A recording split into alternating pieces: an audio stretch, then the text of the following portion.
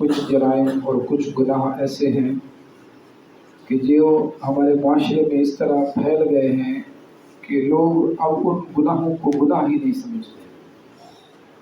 وہ اس طرح عادت کے اندر رچ بس گئے ہیں اور ایسی روٹین بن گئی ہے کہ ان گناہوں کی طرف توجہ ہی نہیں جاتی، اور لوگ اس کو بالکل سمجھتے ہی نہیں ہیں کہ یہ کتنا بڑا جرم ہے۔ انہیں گناہوں میں سے، ان جرائم میں سے ایک بڑا گناہ ہے غیبت کرنا، ایک دوسرے کی غیبت کرنا۔ غیبت کس کو کہتے ہیں، اس کو آگے بیان کرتے ہیں۔ اللہ پاک نے فرمایا وَلَا يَغْتَبْ بَعْضُكُمْ بَعْضًا، تم میں سے کوئی ایک دوسرے کی غیبت نہ کرے۔ مسلمان کا بھائی ہے، وہ ایک دوسرے کی غیبت نہ کرے۔ أَيُحِبُّ أَحَدُكُمْ أَن يَأْكُلَ لَحْمَ أَخِيهِ مَيْتًا فَكَرِهْتُمُوهُ، ایک مثال کے ذریعے اللہ پاک نے سمجھایا۔ فرمایا کیا تم میں سے کوئی بندہ یہ چاہتا ہے کہ وہ اپنے مردہ بھائی کا گوشت کھائے؟ مردہ بھائی کا گوشت کھائے کوئی بندہ تم میں سے یہ پسند کرتا ہے؟ فَكَرِهْتُمُوهُ، یقیناً تم ناپسند کرتے ہو۔ فرمایا جس طرح مردے بھائی کا گوشت کھانا ناپسند کرتے ہو، اسی طرح غیبت کو بھی اپنے اوپر لازم کر لو کہ اس کو بھی ناپسند کرو، اس سے بھی اپنے آپ کو بچاؤ۔ اب اس میں اللہ پاک نے بڑی تشبیہ دی غیبت کو، کہ جس طرح مردے بھائی کی لاش پڑی ہو اور اس سے گوشت نوچنا اور اس کو چبانا برا لگتا ہے اور تصور ہی نہیں کر سکتا بندہ کوئی، اسی طرح غیبت سے بھی اپنے آپ کو بچا کے رکھو اور غیبت کرنے کا تصور بھی نہ کرو، اس لیے کہ یہ بہت بھیانک جرم ہے۔ جب کہ بندہ کسی کی غیبت کرتا ہے تو غیبت کے اندر بھی انتہائی تکلیف اور انتہائی اذیت دینا ہوتا ہے دوسرے بندے کو۔ آقا کریم صلی اللہ علیہ وآلہ وسلم نے، چونکہ قرآن کریم کے اندر اللہ تبارک و تعالیٰ نے اس کو تشبیہ دی، آقا کریم صلی اللہ علیہ وسلم نے بھی اس کو کئی مواقع پر اسی طرح کی مثالوں کے ذریعے صحابہ کو سمجھایا۔ حضور اکرم صلی اللہ علیہ وسلم تشریف فرما رہے تھے، رستے میں کہیں حضور کے ساتھ دو صحابہ تھے، تو ان دو بندوں نے آپس میں کسی تیسرے بندے کی کوئی غیبت کر دی۔ اب آقا کریم صلی اللہ علیہ وسلم آگے تشریف فرما تھے، وہ پیچھے چلتے ہوئے آ رہے ہیں، ایک جگہ گئے تو وہاں دیکھا کہ ایک گدھا مردہ پڑا ہے، گدھا ہے مرا ہوا پڑا ہے۔ آقا کریم صلی اللہ علیہ وسلم نے ان دونوں کو بلایا، رک گئے اور انہیں بلا کے فرمایا کہ جاؤ تم دونوں اس کا گوشت کھاؤ، تم دونوں جاؤ اور اس گدھے کا گوشت کھاؤ۔ وہ دونوں ہاتھ جوڑ گئے، یا رسول اللہ یہ کیسے ہو سکتا ہے، ہم اس مردار کا گوشت کھائیں؟ یہ تو گدھا ہے، ناپاک مردار پڑا، اس کا گوشت کیسے کھا سکتے ہیں؟ آپ صلی اللہ علیہ وآلہ وسلم نے فرمایا فما نلتما من عرض اخیکما اشد منہ، فرمایا ابھی تم نے اپنے بھائی کی غیبت نہیں کی، یہ جو تم نے اپنے بھائی کی غیبت کی ہے یہ اس مردار کے کھانے سے کہیں بڑا جرم ہے، اس کھانے سے کہیں بڑا جرم ہے جو تم نے اپنے بھائی کی غیبت کی ہے۔ تو اب اندازہ کریں رسول اللہ صلی اللہ علیہ وسلم جو پاکیزگی کا، طہارت کا، تزکیہ کا اور دلوں کی تطہیر کا درس دینے کے لیے آئے، جو باطن کو ظاہر کو نکھارنے کے لیے آئے ہیں، آپ نے انہیں فرمایا کہ ان کا گوشت کھاؤ، صرف انہیں سمجھانے کے لیے، اور غیبت کی اس جو ہے اہمیت کو، غیبت کا جو بہت بڑا نقصان ہے اور بہت غلط چیز ہے غیبت، اس کو سمجھانے کے لیے رسول اللہ صلی اللہ علیہ وسلم نے یہ بات انہیں ارشاد فرمائی۔ آقا کریم صلی اللہ علیہ وسلم نے فرمایا تم نے اپنے بھائی کی جو غیبت کی ہے یہ مردار کھانے سے بھی بدتر ہے۔ حضرت ابو ہریرہ رضی اللہ تعالی عنہ یہ حدیث نقل کرتے ہیں، نبی پاک صلی اللہ علیہ وسلم سے پوچھا گیا، اب یہ غیبت کی تعریف آ گئی کس کو کہتے ہیں؟ نبی پاک صلی اللہ علیہ وسلم نے صحابہ سے پوچھا اتدرون ما الغیبہ، بتاؤ غیبت کس کو کہتے ہیں، تمہیں پتہ ہے؟ صحابہ نے عرض کیا رسول اللہ اللہ و رسول عالم، اللہ اور اس کے رسول ہی بہتر جانتے ہیں غیبت کس کو کہا جاتا ہے۔ تو آپ صلی اللہ علیہ وسلم نے فرمایا ذکرک اخاک بما یکرہ، فرمایا اپنے مسلمان بھائی کے ان عیوب کا ذکر کرنا جس کا ذکر کرنا وہ پسند نہ کرتا ہو، کسی کا وہ عیب ذکر کرنا، ظاہر کرنا جس عیب کو ظاہر کرنا بندہ پسند نہیں کرتا کہ میرا یہ عیب چھپا رہے، اس کا عیب جو ہے نا اس کے سامنے ظاہر کرنا، فرمایا یہ غیبت کرنا ہے۔ تو صحابہ نے عرض کیا یا رسول اللہ افرأیت فی اخی ما اقول، یا رسول اللہ اگر ہم کسی بندے کے منہ پر ایسی بات کر دیتے ہیں کہ جو عیب اس کے اندر واقعتاً ہے، یہ نہیں ہے کہ اس کے اندر نہیں ہے، اس کے اندر ایک عیب ہے اور ہم اس کے منہ پر اس کو اس عیب کے بارے میں بتاتے ہیں، تو آقا کریم صلی اللہ علیہ وسلم نے فرمایا ان کا فیہ ما تقول فقد اغتبتہ، فرمایا اسی کو تو غیبت کہتے ہیں کہ ایک عیب اس کے اندر پایا جاتا ہے اور تم اس کے منہ پر اس کو جو ہے نا اس عیب کو ذکر کر کے اس کی دل آزاری کرتے ہو، یہی تو غیبت ہے۔ اور فرمایا اگر کوئی عیب وَإِلَّمْ يَكُنْ فِيهِ فَقَدْ بَحَثْتَهُ، اور اگر اس کے اندر ایک عیب ہے ہی نہیں اور تم اس کے طرف اس کو منسوب کر دیتے ہو کسی بھی کام کو کہ اس کے اندر فلاں فلاں عیب ہے، تو یہ غیبت نہیں ہوگی بلکہ یہ تو بہتان ہے، یہ بہتان ہے اور یہ غیبت سے بڑا جرم ہے۔ تو آقا کریم صلی اللہ علیہ وسلم نے اس حدیث میں گویا وضاحت فرما دی کہ کسی کے اندر کوئی ایسا عیب دیکھنا جو اس کے اندر موجود ہے اور اس پر جو ہے نا اس کو لفظ کہہ کے اس کو جو ہے نا بول کے اس عیب کو ظاہر کر کے اس کو تکلیف دینا۔ اس کی مزید وضاحت حضرت عائشہ صدیقہ رضی اللہ تعالی عنہا کی اس واقعے سے بھی ہوتی ہے کہ حضور اکرم صلی اللہ علیہ وسلم کی بارگاہ میں ایک دفعہ ایک عورت حاضر ہوئی، وہ عورت جو ہے وہ پست قد تھی، اس کی قد چھوٹی تھی۔ تو جب وہ عورت اپنی بات کر کے رسول اللہ صلی اللہ علیہ وسلم سے واپس گئی،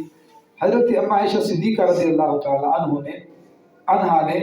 اس عورت کے جانے کے بعد فرمایا، آپ نے فرمایا کہ یہ کتنی چھوٹے قد کی عورت تھی، کتنی چھوٹے قد کی عورت تھی، یہ جملے حضرت عائشہ نے کہے، کتنی چھوٹے قد کی عورت تھی۔ نبی پاک صلی اللہ علیہ وسلم نے فرمایا عائشہ خبردار توبہ کرو اور اپنے رب سے معافی مانگو۔ عرض کی یا رسول اللہ میں نے کوئی غلط بات تو نہیں کہ اس کی قد چھوٹی تھی تو میں نے ایک بات کر دی، فرمایا یہ تو اسی کو تو غیبت کہتے ہیں، اگر تمہاری وہ بہن تمہارا یہ لفظ سن لیتی تو کیا اسے تکلیف نہ ہوتی، کیا اسے تکلیف نہ ہوتی تمہارے اس کہنے سے کہ تم نے اس کی ذات کے متعلق ایک جملہ بولا جو اسے ناگوار گزرتا، ذکر اسی کو غیبت کہتے ہیں، لہذا توبہ کرو اپنے رب سے معافی مانگو۔ تو اس سے اس کی اہمیت کا پتہ چلا کہ کسی بندے کی دل آزاری کرنا کسی ایسے کام کی وجہ سے، کسی ایسے اس کے فعل کی وجہ سے جو چیز اس کے اندر پائی جاتی ہے اس چیز کو ذکر کر کے اس کو جو ہے دل برداشتہ کرنا، تکلیف دینا، اس کو غیبت کہا جاتا ہے۔ اسلام میں اس کی قطعی اجازت نہیں ہے، اور اس کو مزید آقا کریم صلی اللہ علیہ وسلم نے اپنے صحابہ کے سامنے مزید وضاحت کے ساتھ کی جگہ پر بیان فرمایا۔ حضرت ابو سعید اور جناب جابر رضی اللہ تعالیٰ عنہ دونوں اس حدیث کے راوی، حضور اکرم صلی اللہ علیہ وسلم نے فرمایا الغیبت اشد من الزنا، فرمایا غیبت جو ہے یہ زنا سے بڑھ کر بڑا جرم ہے، زنا سے بڑا جرم ہے۔ عرض کی یا رسول اللہ کیف غیبت اشد من الزنا، یا رسول اللہ غیبت زنا سے بڑا جرم کس طرح ہو سکتا ہے؟ آپ صلی اللہ علیہ وسلم نے فرمایا ان الرجل لا یزنی فیتوب اللہ علیہ، کہ جب زانی زنا کرتا ہے اور زنا کے بعد اللہ سے معافی مانگتا ہے تو اللہ اس کی توبہ کو قبول فرما لیتا ہے، اگر وہ توبہ کر لے تو اللہ اس کی توبہ کو قبول فرما لیتا ہے۔ لیکن فرمایا وَإِنَّ صَاحِبَ الْغِیبَةِ لَا يُغْفَرُ حَتَّى يَغْفِرُهَا لَهُ صَاحِبُهُ، فرمایا لیکن جو بندہ کسی کی غیبت کرتا ہے اگر وہ توبہ بھی کرے تو اللہ اس کی توبہ کو بھی قبول نہیں فرماتا جب تک کہ اس سے معافی نہ مانگے جس کی اس نے غیبت کی تھی۔ اس لیے آپ نے فرمایا کہ یہ زنا سے بھی بڑھ کر اس درجے میں بڑا گناہ ہے۔ اس حضرت جابر رضی اللہ تعالیٰ عنہ کی روایت ہے، آپ فرماتے ہیں ہم نبی پاک صلی اللہ علیہ وسلم کے دربار میں موجود تھے، اچانک ایک بدبو پھیلی، ایک عجیب قسم کی سمیل بدبو پھیل گئی ماحول میں، تو ہمارے مساموں نے بھی اس کو محسوس کیا، پورا ماحول ہی گدلا اس بدبو کی وجہ سے جو ہے نا وہ خراب ہو گیا۔ آقا کریم صلی اللہ علیہ وسلم نے فرمایا اتدرون ما فیہا، کیا تمہیں پتہ ہے یہ کس چیز کی بدبو ہے؟ تو ہم نے وہی بات کی یا رسول اللہ اور اس کے رسول بہتر جانتے کس چیز کی بدبو ہے اچانک۔ رسول اللہ صلی اللہ علیہ وسلم فرمایا قوم من المنافقین اغتاب اناس من المسلمین، فرمایا ابھی باہر کچھ منافقوں نے مسلمانوں کی غیبت کی ہے، یہ اس غیبت کی بدبو ہے جو ماحول کو بدلا کر رہی ہے۔ آپ اندازہ کریں ایک ایسا جرم کہ جس کے غیبت کا جو بدبو تھی حضور کے صحابہ نے اپنا اس کو محسوس کیا، حضور اکرم صلی اللہ علیہ وسلم نے اس کی وضاحت فرمائی، لیکن وہ صحابہ کا دور تھا نا تو وہ غیبت کی اس بو کو محسوس کر جاتا تھا، بدبو نے محسوس ہو جاتی تھی، اور وہاں جو کہ خال کوئی بندہ ہی ایسا نہیں کر جاتا تھا نادانی میں۔ ہمارے معاشرے کے اندر کسی کو بو نہیں آتی، ہمارے معاشرے کے اندر ہر گلی کے اندر، ہر چوک کے اندر، ہر ٹی وی چینل پہ، ہر چوراہے میں غیبتیں عام ہیں، اور ہم نے اس کو کاروبار بنایا ہوا ہے، اور ایسا ہمیں رچ بس گیا ہے اور ایسی ہمیں راس آ گئی ہے کہ ہمیں قطعاً اس کی کوئی بدبو جو ہے وہ محسوس نہیں ہوتی، ہمیں ماحول گندلا محسوس ہی نہیں ہوتا۔ لیکن کتنا بڑا جرم کر رہے ہوتے ہیں یہ آقا کریم صلی اللہ علیہ وسلم کی اگلی حدیث سے جو ہے اس کو ذرا سمجھیے گا۔ حضور اکرم صلی اللہ علیہ وسلم نے ایک دفعہ صحابہ کو فرمایا کہ تم روزہ رکھو، اور فرمایا جب تک میں تمہیں نہ کہوں تم روزہ افطار نہ کرنا۔ اب صحابہ نے روزہ رکھ لیا اور بعد میں صحابہ آئے حضور کی بارگاہ میں، یا رسول اللہ روزہ افطار کر لیں، حضور فرماتے جاؤ افطار کر لو۔ ایک شخص آیا، یا رسول اللہ میں روزہ افطار کر لوں؟ فرمایا ہاں تم افطار کر لو۔ اس نے کہا یا رسول اللہ میرے گھر کے اندر میری دو بیٹی ہیں آپ کی کنیزیں، میری بیٹی ہیں آپ کی کنیزیں ہیں، انہوں نے بھی روزہ رکھا ہے تو ان سے بھی کہہ دوں کہ وہ روزہ افطار کر لیں؟ نبی پاک صلی اللہ علیہ وسلم نے فرمایا انہوں نے روزہ رکھا ہی نہیں ہے، انہوں نے روزہ رکھا ہی نہیں ہے۔ عرض یا رسول اللہ وہ صبح میرے ساتھ اٹھی تھی، انہوں نے میرے ساتھ روزہ رکھا تھا، سحری کی تھی، اور میرے گھر کی بچی ہیں تو مجھے پتہ ہے روزہ رکھا ہے انہوں نے۔ حضور نے فرمایا وکیف صام من ظل یاکل لحوم الناس، فرمایا ان لوگوں کا روزہ کس طرح ہو سکتا ہے جو سارا دن جو ہے وہ لوگوں کے گوشت نوچتے رہی ہو، غیبت کرتی رہی ہو۔ اب آقا کریم صلی اللہ علیہ وسلم نے اسے کہا جاؤ اپنے گھر جاؤ اور جاؤ ان دو بچیوں سے جا کے کہو کہ الٹی کرے، کرو۔ اب وہ دوڑتا ہوا گھر آیا باپ اور ان دو بچیوں سے کہتا ہے کہ نبی پاک صلی اللہ علیہ وسلم کو حکم ہے کہ تم الٹی کرو۔ تو ان دونوں بچیوں نے جب الٹیاں کی تو الٹیوں کے اندر جو ہے نا اس الٹی کے اندر خون کے جمے ہوئے لوتھڑے جو ہے نا وہ باہر نکلے، جمے ہوئے خون کے لوتھڑے جو ہے نا الٹی کے اندر سے باہر نکلے۔ اب وہ باپ دوبارہ جو ہے گھبرایا ہوا نبی پاک صلی اللہ علیہ وسلم کی بارگاہ میں گیا، عرض کیا رسول اللہ اس طرح کی کیفیت ہے۔ تو آقا کریم صلی اللہ علیہ وسلم نے فرمایا لو باتا او باقی فیہما لاکلتہم النار، فرمایا شکر کرو کہ یہ لوتھڑے باہر نکل آئے ہیں، اگر وہ اسی حالت میں مر جاتی کہ وہ خون ان کے اندر باقی رہ جاتا یا توبہ نہ کرتی اور یہ اندر جسم کے اندر رہ جاتا تو فرمایا انہیں دوزخ کی آگ کھا جاتی۔ تو غیبت اتنا بڑا جرم ہے کہ رسول اللہ صلی اللہ علیہ وسلم نے وضاحت کے ذریعے اپنے صحابہ کو اس کے متعلق جو ہے آگاہ فرمایا۔ ایک اور حدیث حضرت انس رضی اللہ تعالیٰ عنہ کی ہے، آقا کریم صلی اللہ علیہ وسلم نے فرمایا جب میں شب معراج آسمانوں پر گیا اور مجھے وہاں ماحول دکھائے گئے کچھ، آپ صلی اللہ علیہ وسلم نے فرمایا مجھے وہاں ایک منظر یہ بھی دکھایا گیا کہ ہم ایک ایسی قوم کے اوپر سے گزرے جس قوم کے ناخن پیتل کے بنے ہوئے تھے، ہاتھ کے ناخن جو ہے وہ پیتل کے بنے ہوئے تھے،